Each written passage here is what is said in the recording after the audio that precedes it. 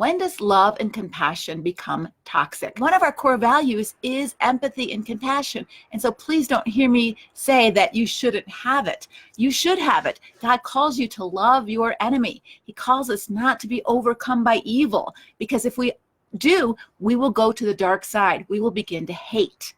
And hate and violence never changes anything.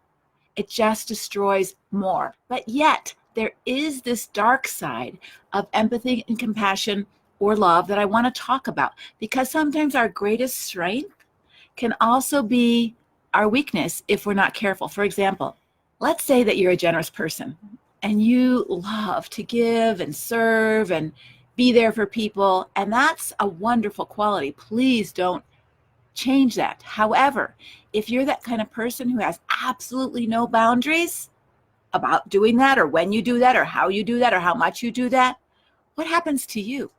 You get flatlined, you get worn out, you get resentful. And so I want to give you some of the reasons and red flags maybe to help you know that if you're a naturally empathic, or you've been labeled an empath, you have to have some boundaries, because it's not good for you to absorb all the emotions of other people, especially when they're toxic. Because if you feel all the toxic emotions that everybody else around you feels, guess what? You're going to start being poisoned. If you were a nurse and you had compassion, you still wear gloves before you touch a patient, right? That's the first level of defense, is to put, not only your skin is protected, but they put the gloves on and a mask, even if you're contagious. It's not that they don't care, but they're having some boundaries around that caring, and that I don't just care with no caution to how this caring will impact me, my body, my mind, my spirit, my finances, right? And so you want to exercise good self-care. You want to be sure that you're practicing the R step of core strength, which is I will take responsibility for myself. Because sometimes compassionate and empathetic people, they use the spiritualizing of empathy and compassion to pat themselves on the back, saying they're really doing God's work and they're doing good things, but they're not taking responsibility for stewarding their own life. Jesus said no to people. He said, not now. I can't. I'm going off to the garden to pray. I'm going off to sleep. I'm going to a quiet place to get away from the crowds. He had to recharge his battery.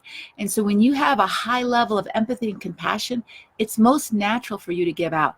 But be careful. If you don't have those boundaries and use them and know how to use them, it can be really toxic for you, physically, emotionally, spiritually, and financially. Second place that empathy and compassion go toxic is when you care so much that you're willing to scoop someone up and take care of them when they should be taking care of themselves.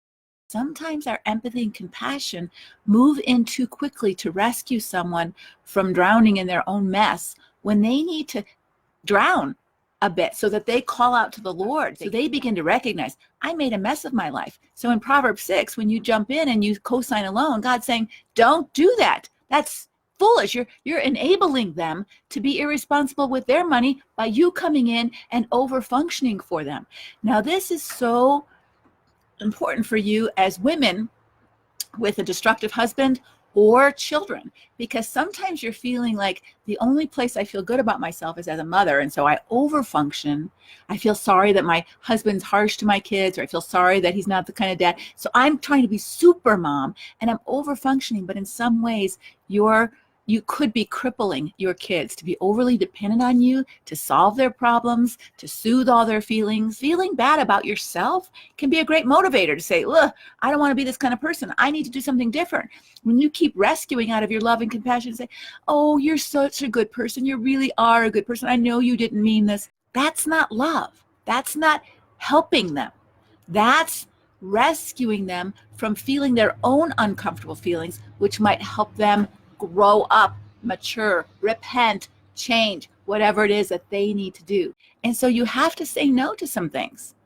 And in order to do that, you have to let your compassion, empathy say, yeah, I feel for this person, but it's not my responsibility. I'm taking responsibility for myself. I'm not going to take responsibility for you. And lastly, when you are too compassionate and empathetic, it actually hurts the relationship. It hurts your relationship with your children, with your husband, with your mother, with your friends. Because when you are the total giver and you don't ask for mutuality or reciprocity in a relationship, who do you tend to attract? You attract needy, dependent people who are takers, and they don't know how or don't want to give. It becomes a very lopsided, unhealthy, unbalanced relationship. And that's not good for you to not have healthy relationships. And it's not good for the other person not to have healthy relationships. And so, what do you think? Are you over loving? Are you loving too much? Not that you want to move to hate.